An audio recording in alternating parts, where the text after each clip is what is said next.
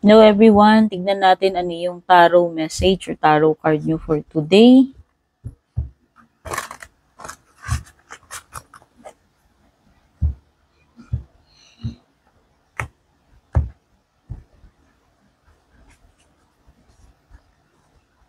Guardian of Abundance.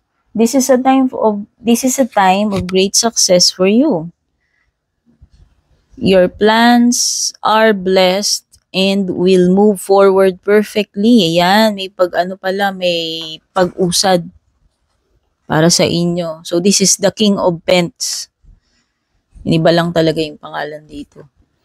Ayan, pwedeng ikaw ay isang Taurus, Virgo, or Capricorn. Oh, sabi dito, lahat ng plans mo ay blessed. Surely, ito ay magiging successful. So, itong card of abundance is sign also ng stability.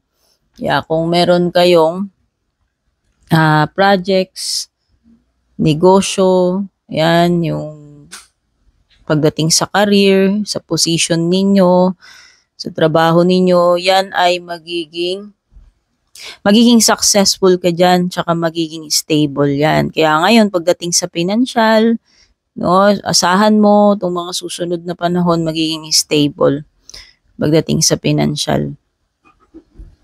Unexpected job opportunities. Ayan pa, ipaparating sa yung mga opportunities pagdating sa trabaho.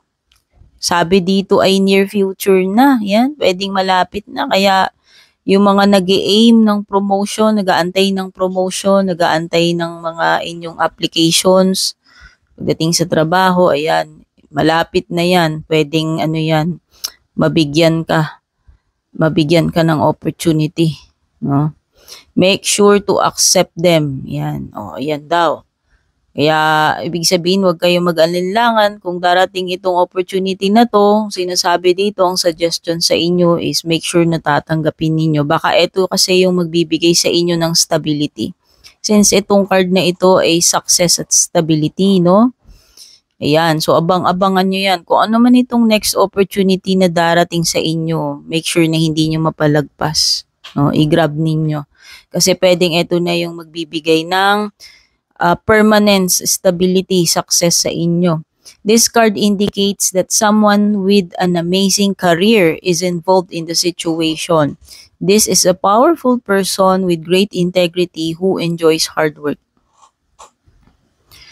This person could be you. Ayan. So, ito na nga. Parang ito na yung time mo na ma-promote. Ito na yung time mo na umangat dyan sa iyong field, sa iyong career. Ito na yung moment na pwedeng ikaw ay maging boss. Or mas tumaas pa yung rango mo dyan, yung position mo. Or estado mo sa buhay. So, ayan. Ito yung nakuha kong card of the day, tarot card or tarot message for the day. Don't forget to like, follow, subscribe. Take care and God bless everyone.